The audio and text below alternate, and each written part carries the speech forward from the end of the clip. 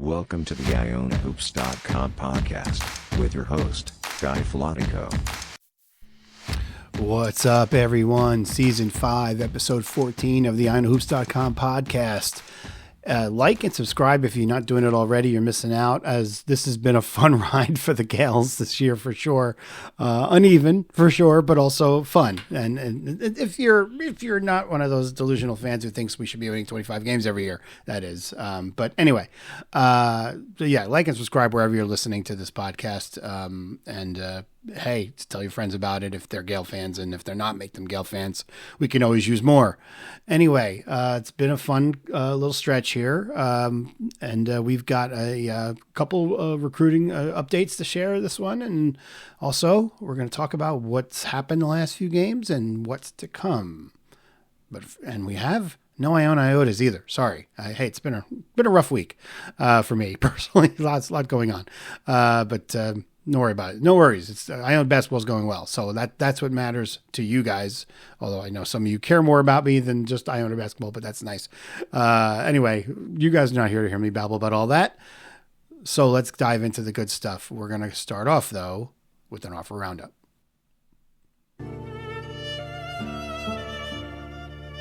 I'm going to make him an offer he can't refuse. Iona's offered Luke Zuffalato, a 6'5" combo guard. He's out of Santa Barbara High School. The last name sounds familiar. His grandfather was a well-known NBA assistant to several teams. He also coached Boston College in the 70s. So that name might be familiar. Anyway, kid's got ice in the veins. He's hit a couple game winners in the last minute very recently for his team. Also, he's just known as a lights-out shooter. He plays his AAU ball for Dream Vision, and he also has another offer from UCSB. So let's keep an eye on Luke Zuffalato. He's a class of 2025, by the way. Should have mentioned that earlier. Told you it's been a rough week. All right. How about class of 2026? Ryan Mosh, I'm going to guess is how we pronounce his name. 6-foot point guard out of Cushing Academy in Massachusetts. Also plays AAU for Middlesex Magic. He's known as a sniper, but he's also a great passer. He's quick, knows how to get to the basket, get separation from defenders, not bashful on deep threes. He's a lefty. He's crafty, 3-level scorer. Loves pick and roll. Just knows how to get to the basket. He just has a great feel for the game. He's one of those kind of kids, blur in transition. Anyway, he's got a whole stack of offers: URI, Siena, Manhattan, NJIT, George Mason, Stonehill, Gardner Webb, Fairfield, Lemoyne, Towson, Colgate, and Marist. And the Gales are on there too now. So let's see what happens with those guys. And now we'll talk about what's gone on in Gale Nation the last couple games out, and what's to come as well as part of the State of the Gales.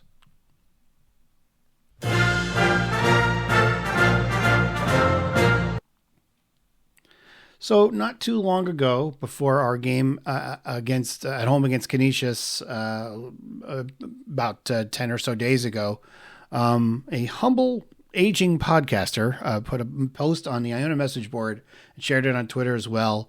That kind of drew out a path for the Gales for the rest of this way, and a very optimistic post that I'm sure some were like, "Come on now," but hey, the idea of this was we had a 5-game stretch against teams that are not at the top of the MAAC, and a chance to maybe get ourselves together and figure things out maybe, and basically the idea was a path to the top 6, in the MAAC tournament, which, we've talked about. It's a big deal. So just again, a reminder, if you're not aware, only the top 10 of the 13 teams in the MAAC get to Atlantic City.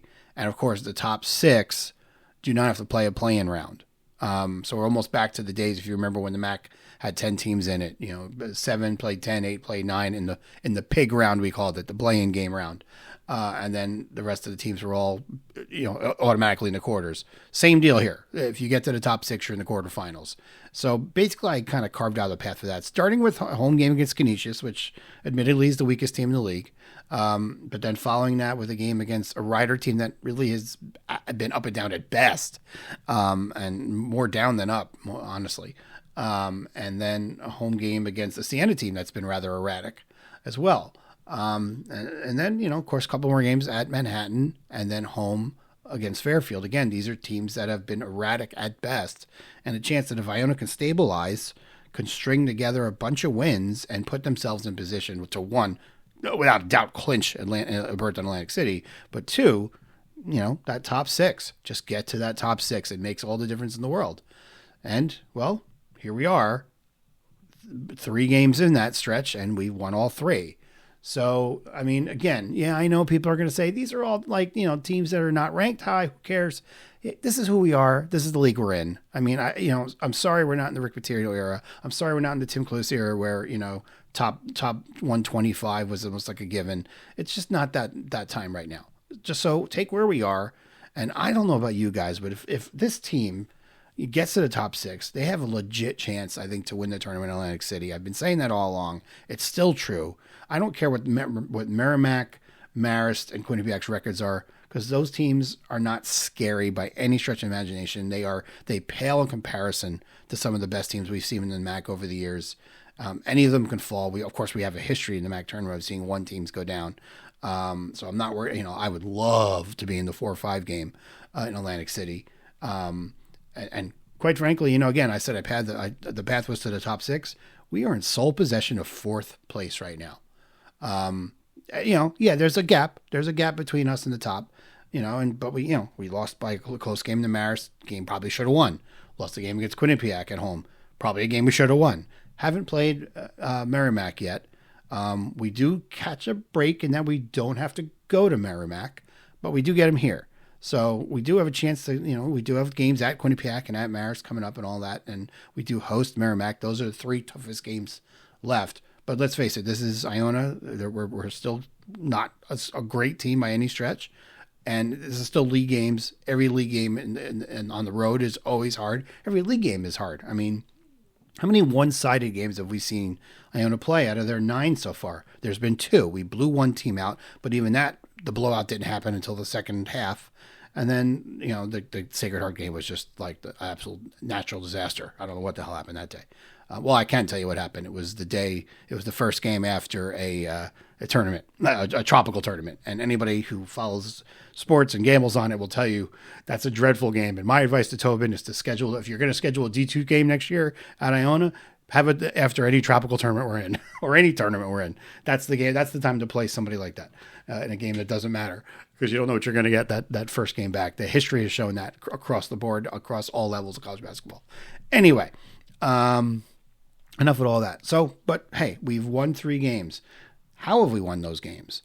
We're going to get to all of that, but I'm going to let the players answer that question, because I have the full press conference from yesterday's game after beating Siena.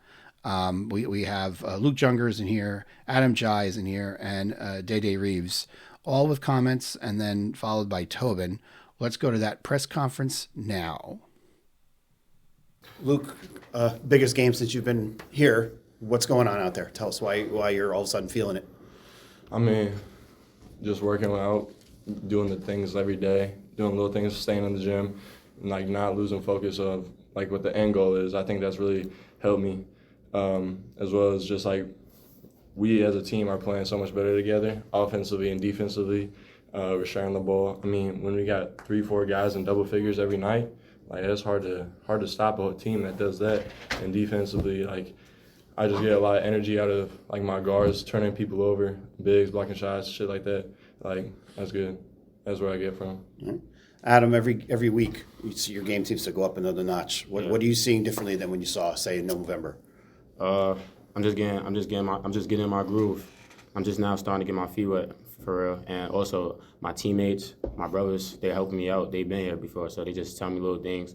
I'm just taking it in, listening, adding it to my game, and using all the information I can to get better. Okay. And I just wanted to ask you about, you made a key play at the end of the game, about 30 seconds left. You got the inbound pass. You're double teamed on Siena's press. What was your thinking? How did you handle it? You made a nice pass to get to break the press. I mean, I don't think no one could take the ball from me, honestly. So I just was confident and just did what I had to do. Very good.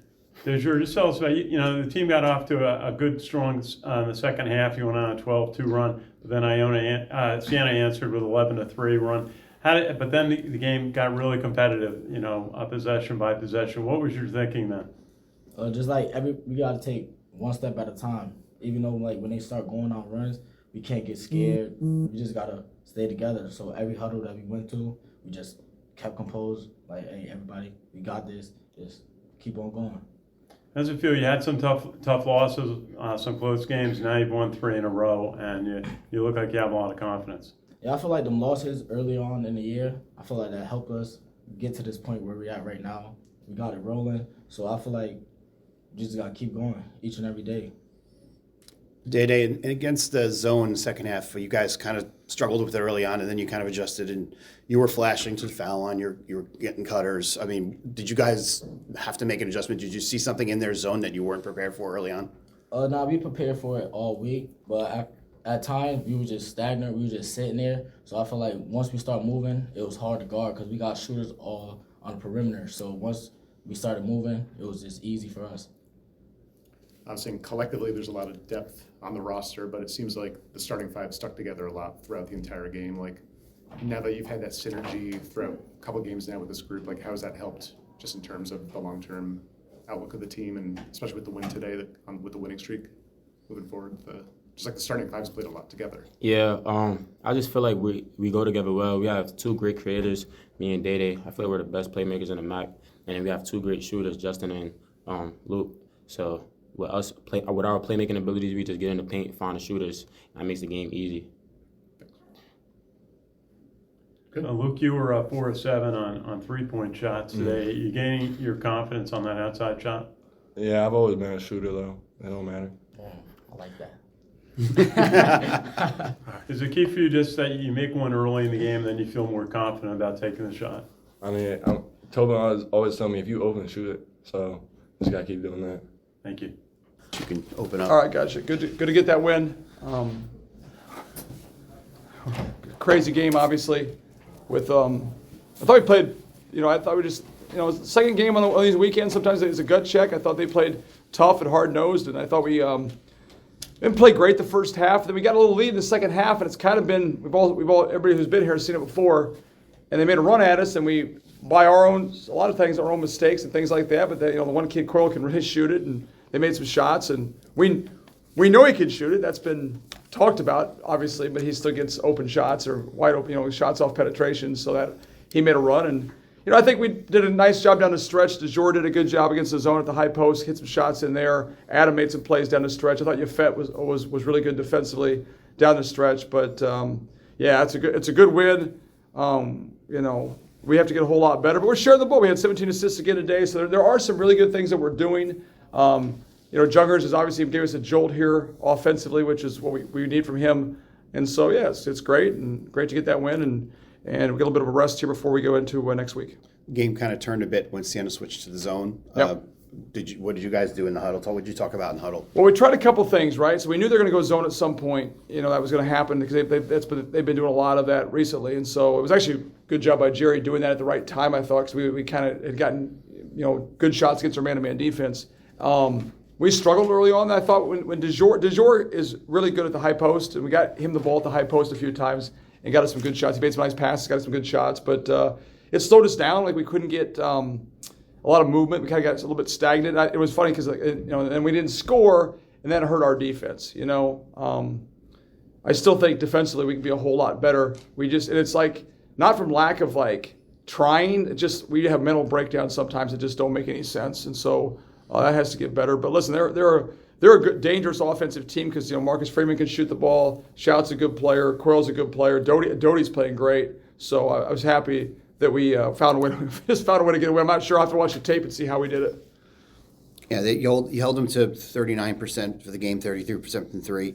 Pretty good. Yeah, that's pretty. And giving away a couple of easy baskets too. A couple of things in transition they got that we didn't need to let them have. And that was. These guys made some big shots. To the kid Wilmoth made a big three. So yeah, I mean, we overall we defended pretty well, but you still want to be better.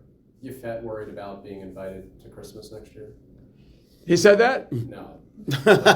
He played well today. He played great today, and I could tell at the end of the game, like that's where he's like, the kid's basically like a freshman.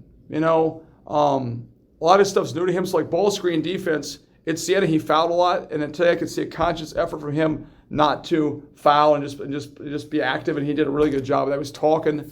So Yafet's a very emotional kid. Like when he's feeling good about things, he plays really well, and then when he's not, he kind of gets a little bit of a funk, So, but he hit a big free throw, which is good. He's been shooting 100 every day. He texts me every night what he makes. So I was hoping he'd make both those, but he made one of them, which is good. Luke missed one. It'd be nice to make those free throws and not make things so damn exciting.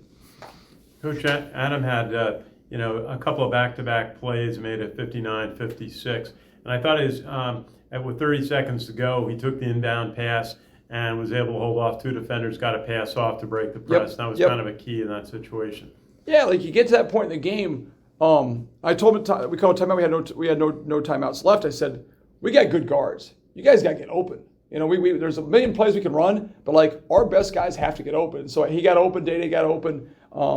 Adams played a lot better. I mean, he had 7 assists again today. The last 3 games, I know he had 9 against Canisius. I think he had 5 or 6 against Ryder and 7 tonight. So he's averaging in the last 3 games probably 6 or 7 assists a game. And part of that's because now Luke's making shots, Menard's making some shots.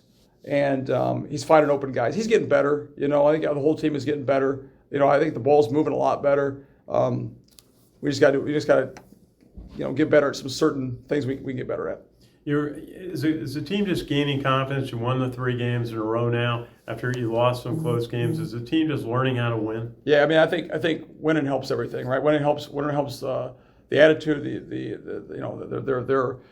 come into practice more excited about being in practice. They kind of see us now starting to make a move in the standings. We're 5-4, which is good. That's a positive thing, right? It's been a tough year so far, no doubt about it. So to get a little bit of positive momentum right now is good for everybody. So I think now it's great. We get a little bit we're off tomorrow and get ready for another weekend next weekend. But yeah, I think the guys are feeling good about themselves and how we're getting better. When we share the ball and pass the ball, there's just so much more energy from our guys. I think Adam turned down 2 threes to get Luke 2 open threes to start the half, and he could have shot him. And I think a month ago he would have shot him, and he made that pass. And that's just like when he does that, then we all do that, So that was great to see. And then the problem with DeJour sometimes is he passes up shots that he probably shouldn't shoot. So, but no, it was good to get the win, and our guys are excited about where we're heading. Schultz and Freeman combined 4 for 21. Were you trying to focus on them and maybe the expense of giving up some stuff to other guys? Well, we didn't want Coral to get threes. I mean, we all saw the Twitter stuff and the highlights and all that stuff the other night we showed it to the guys on Friday. We showed it to them on Saturday morning, this morning too. So they knew it. We didn't want that to happen, but they did a good job on the 2 guards. We knew Freeman's really good, dangerous, and Schultz kind of runs the show for him because if he gets in the paint, he finds guys. But we'd also like to not let Coyle catch and shoot threes too. But that's what makes a good team, and you have 2 good guards who can make plays. And I to the kid Doty, I love that kid, man. I just think he plays with so much energy, so much toughness, so much grit. Like every time there's a play to be made, he was out there somewhere getting a loose ball, getting a rebound. Like he was involved. He drove the ball. Then sometimes when you do all those things, then you make a 3 because he's feeling good about things. But I love him. He makes that team so much better. So no, I think Siena's doing a really good job. Jerry's doing a good job. That team's getting better. So it was a good win for us. So you're just 3 weeks removed from the loss against Siena. Like your first win, rebounding off of a loss, like that's got to build momentum for the team. We beat Siena last time. Oh, sorry, my apologies. That's good. It's good. Yeah. So I'm losing my mind too. So that's all right. That's fine. I'm saying, beating a series against like a big rival with that, it's got to build the confidence. Without a doubt. Looking at the turnover difference, 24 turnovers last game. I think today 15. So yeah, it was still way too many today. Like a lot of them were just unforced. Like we bobble the ball, lose the ball, but better, right? So that's the idea. We definitely got better, and they did too. They handled the ball better. They handled our pressure better. But I thought we did a better job getting good shots. And what we scored today, 73.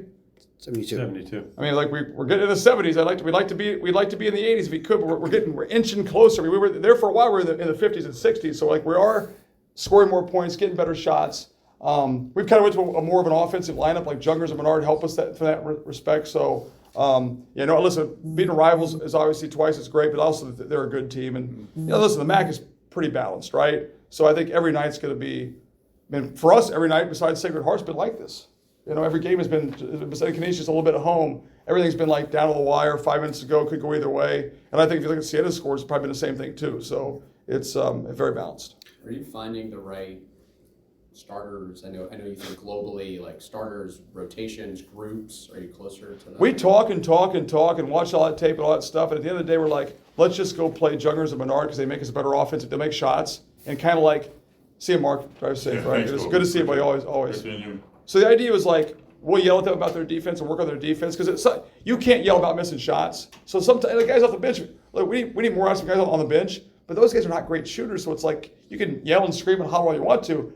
They're not going to make shots. So Jungers and Menard will make open shots, will make offensive plays. Now we just have to get them to play better defense and rebound, which I think both of them are doing a better job of. So we kind of made a conscious effort here to go.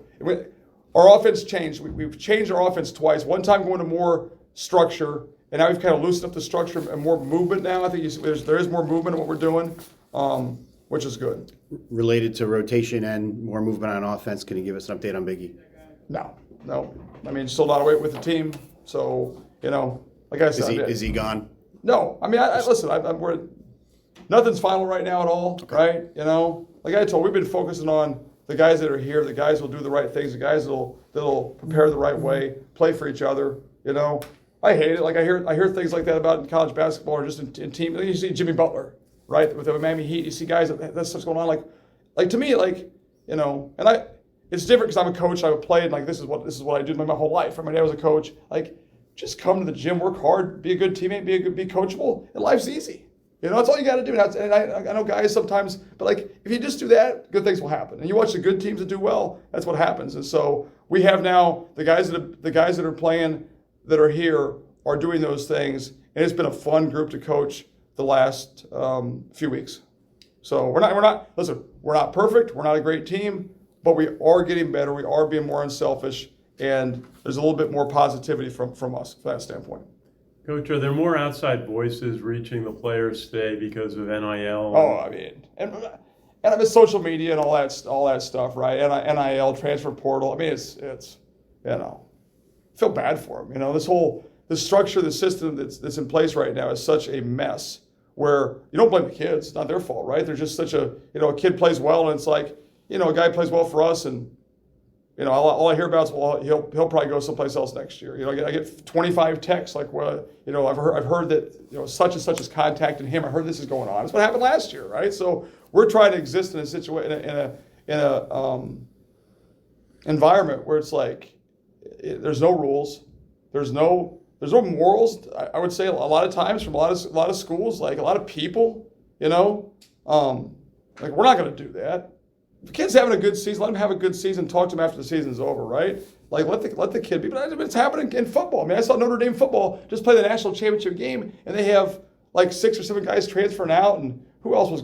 Other guys are going. And Ohio State had people tampering with them. I'm like, it's just a mess, right? So it's not fun, I mean, to me, I'd like to take this team and say, man, all right, Menard and Adam are 2 good freshman guards. They're going to be really good next year and really good the year after, and hopefully DeJour gets his year back and he's better, and if Fett's getting better, and Luke Jungers is a sophomore, and these guys, if we're going to add the right pieces, building this thing, it'd be great. But it's like, who knows what's going to happen? No one knows, right? And the structure of the system is just, I mean, you see, is it as much fun for me now as it was in the first 20 years? No. Part of having fun and enjoying your job is you build something, right? Company, business, life, whatever it is, you build and you get better and you get better and you get better, and you see what's going to happen in 2 years, and it's not like that now, So I think that's part of why you have a quicker fuse on things, why you're more short-tempered, why you're more frustrated, because you're like, well, hey, we got to figure this out by March, because who knows what's going to happen next year. If I knew that we're how it used to be, you might relax a bit and say, you know what, this will be fine, Menard takes that 3. Right? My instinct when he took that three was to run out of the gym and tackle him. Right? That was my instinct. Right? I thank God I didn't do that. Right? But but it's a teaching moment. Right? We're up by 5, and there's his dad's a coach. He's a smart kid. Now, Menard's a great kid because what makes him good is he's arrogant, he's cocky, he believes that shot's going in. His thought process is, I'm going to make this 3, and I'm going to go send the whole crowd home. That's really not what it should be, but that's what he's thinking, right? So it's like, that's what makes him good. But that should be a teaching point where he'll play for us another 100 games, he'll learn, hey, that's not a great shot, So more of that, we wish there was more of that going on than with what's going on right now. Is there a focus on education among the players like you might have seen in the past, advancing towards degrees? I mean, our guys are doing well. We had a 3.2 GPA, so our guys have been great in classroom. So I have no problem. I think they're focused and doing a really good job. So no, our guys have been awesome with that, But I got 3 of my Clarkson. I got 3 players from my team at Clarkson in my office right now. 3 guys who played for me 20 years ago, right?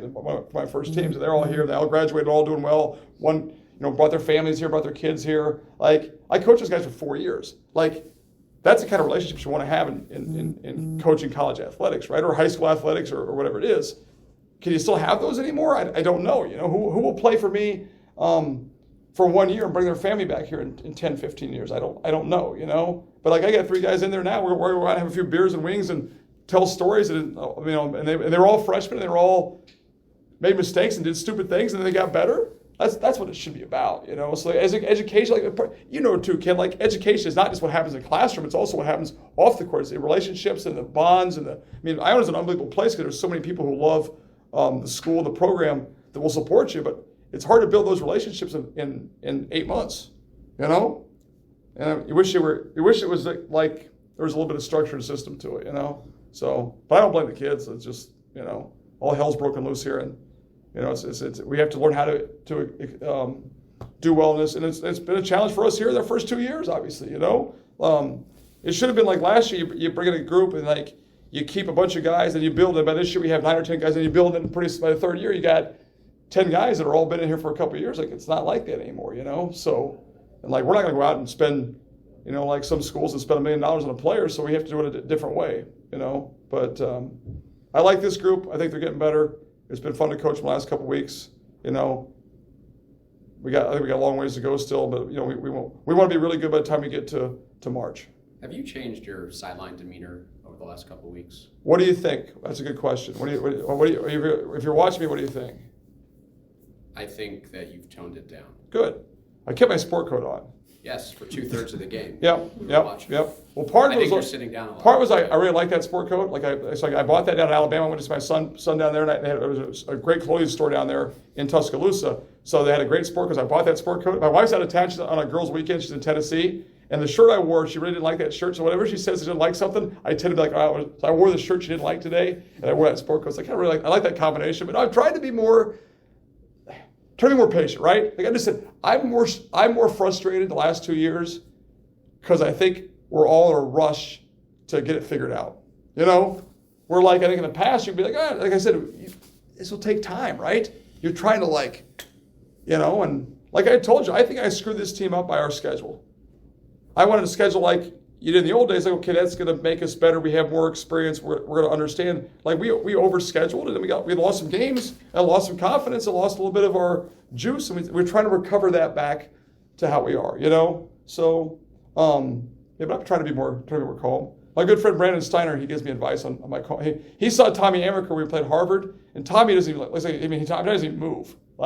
He's as cool as can be. So I'm trying to be a little more calm and patient. I sit there. I talked to Ray, our DBO. Me and Ray just have an ongoing conversation the whole time. A lot of it's not very positive, but it's I said today to Ray, it was zone. I said, Ray, I'm 53 years old. I could go out against their zone right now, and I could get an open shot. I might not make it, but I'll get an open shot. As I was telling Ray, Ray agrees with me, of course, during the game. Oh yeah, you definitely would. But we just talk the whole time. I'm trying to be more calm that way, So it's good. That's good you noticed that. I'm happy to hear that. So there you have it. You have the staff, you have the players, telling you, what's different. Now, and you heard me bring up Biggie Patterson in there. People have been, that's the funny thing. Tobin was obviously not thrilled that I brought that question up. I'm doing my job, first of all, to bring that question up. But the one question I've been asked over this stretch since the Canisius game is what's going on with Biggie, what's going on with Biggie, what's going on. So, the coaches will always say, worry about the guys that are here. And yeah, that's true. But as fans, we want to know what's going on. So that's why it's my job to ask that question.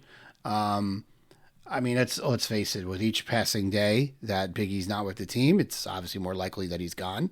I'm at this point of the belief that he is gone, even though at least as of yesterday, did not look today, our official roster on the ANA website still has Biggie there. So I don't think the ink has dried and he's been pushed out or anything like that yet. But at least not an official capacity. But it certainly seems like if he's not back now, that after this, we had a week off, up to the Thursday night game. I thought he'd be back for that. So when he wasn't back for that, I assumed he wasn't playing yesterday. And now they have another few days again until Friday's game at Manhattan. Get to that in a little bit. I don't know what's going on for sure. I don't know the whole story behind it. It just doesn't seem like he's going to be back. So what does that mean? Well, it means a few things. And I think if I said this in the last podcast, I apologize because I don't always go back and listen to exactly what I said. Biggie for a while was a microcosm of this entire team's season. He's a great offensive rebounder and he can create havoc on the press. Two things that Iona's nationally ranked for right now. But flip it the other way. He was not shooting well. He was turning the ball over a lot and just was generally very erratic with his play. And all of that up until the Canisius game is where Biggie really just mirrored us as a team. So now with Biggie gone, can you say we're better? It's hard to say that completely because again, it just, but certainly from an offensive perspective, and other changes have been made too. It's not like, well, we just plugged in somebody else and just played without Biggie. We're going with a different rotation of guys now. We're seeing a lot more Menard. We're seeing a lot more Jungers. We're just seeing more scorers on the floor as opposed to grinders. And, Biggie was supposed to be a scorer for us and it just didn't really work out.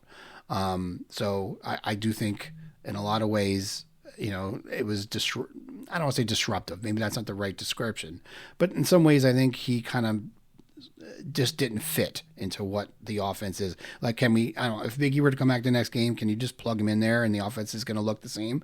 I don't think so. I just don't think so. So I don't know. From an offensive perspective, it's hard to argue that we are not better without him. From a defensive perspective, it's hard. Again, the press is not causing it quite as much havoc as it did when Biggie was out there, but we're also turning the ball over a little less and we're getting better shots and all of that. So you have to take the good with the bad. I don't know if we're a better team, but right now from a mindset of whatever Biggie was bringing, we're playing at a higher level. So now we have two more games in this little 5-game stretch again that I outlined in that post I mentioned earlier. Certainly, again, Manhattan's been erratic, losing at home to Fairfield and then going to Mount, and winning. That's the last two games. This is what Manhattan is. They're going to be erratic. They score points. They don't defend. And that's weird coming out of Manhattan. For years and years and years, Manhattan was that grinded out team that just, struggled to score. Even their really good teams were never great offensive teams. And now they've kind of flipped it a little bit. They score points pretty well, but they don't really defend all that well. So that actually bodes well for us going into that because, Siena scores pretty well too. And we did a really good job on defense yesterday, I thought, for the most part. Yeah, we had lapses. Some people are like, if you read Anna's message board, you always see, of course, the negative comments. And it was like, how do you leave Coyle open? How do you leave Coyle open? Well, they're not stupid either. Coyle's a weapon for them. They're going to run stuff to get him free. And, outside of him, the rest of their team was garbage from three. So, I'll take our chances. You know what I mean? And that's the way you have to do it. Sometimes you allow the one guy who's going to go off a little bit and try to make somebody else beat you. And they didn't really have much else other than Doty that was really producing consistently. So, I thought the defense was good yesterday. The numbers say it. We held somebody under 40% for the game. That's only happened like one or two other times this year, I think. So, and again, a team like Siena that does shoot threes a lot and well, 33%, 9 of 27 is not a bad performance. They're going to make some. You can't make somebody go 0 for 30 from three. So they're going to get some. So, I mean, and they were trying to free up Coyle. They had no choice. They were in danger of getting blown out in the game for a little bit there. So, anyway, so that the team is making steps, no matter how you look at it. They're improving. And Manhattan is a very winnable game. It's a rivalry game. I'm pretty sure we all can see that right now going down to the wire, like all our games seem to do. So we'll see what happens there. And then we're home for a Fairfield team that, again, has been erratic at best.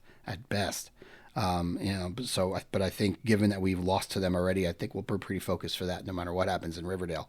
But, again, win these 2 next games and we're looking pretty good. We've separated ourselves from the pack, and that top 6 seems pretty good. And now it's only halfway through the MAAC season, but we're making that step. We're taking that positive step, and that's all we could have asked, and that's all we've been saying all along is just show improvement. Well, we're getting the improvement. We're not great, but we're getting there. First it was like we couldn't even stay in games. Then it was like, okay, now we're in games, but we get off to a good start and we lose every game in the second half. And now the last couple of games, the Ryder game and this one, same pattern. We'd have a nice start, blow the lead, but now we're answering it and getting wins. And no, we didn't play great down the stretch. Certainly there were missed free throws, and Menard had a brain fart and put up a 3 when he shouldn't have, and things like that. And those are, some of that comes with the youth too. But the bottom line is you still closed out the game. You did enough on the defensive end to close out a game. That's the thing. It's 2 sides when you're trying to win a game late. That's why Marist is where they are in the standings. Marist is not great. Watch them play. They're not great, but they make plays late in games on the offensive end, and they're solid defensively. So you're going to win, and they make free throws. So you do those 3 things, you're probably going to win a lot of close games, and that's what they've done all year. So now we're starting to make that little change. We didn't make those free throws as much as we would have liked quite down the stretch, but we will. We will. And this is the price you pay again when you have freshmen out there. When Jungers is young as well. You're going to make mistakes and learn how to play better. And now they'll learn, hey, settle down. You're going to be out there in a big spot. You'll be more comfortable. Jungers will be comfortable the next time he has to shoot, a free throw late in the game, under a minute to go, trying to seal the game. Menard, well, next time he's in that same situation, probably pulls the ball out. That's what you're talking about. That's the growth and maturity you need to see. And I think that's the next step we'll make. And that's where I see us going. Again, tough games to come into MAAC for sure. At Marist, at Quinney, home versus Merrimack. Certainly every road game in the league is tough, but those 3 games, of course, jump out at us based on the standings. Just keep finding ways to win and just get into that top 6. Feels good right now. And I'm going to wrap with this. I told you so. All right, Gale Nation. Thanks again for listening to this episode of the pod. Hey, stick around. Things are getting juicy around here, and it's now getting to late January and during that February month where it's almost like the witching hour in the MAAC, and soon enough March is going to be here. Crazy. So stick with us, and thanks for listening. Go Gales. Thank you for listening to this edition of the IonaHoops.com podcast. This podcast is a production of IonaHoops.com with publisher Guy Filatico. The opinions shared during this podcast are those of Guy Filatico, IonaHoops.com, and any featured guests. This podcast is not affiliated with Iona University Athletics or the university itself. Thank you for supporting IonaHoops.com.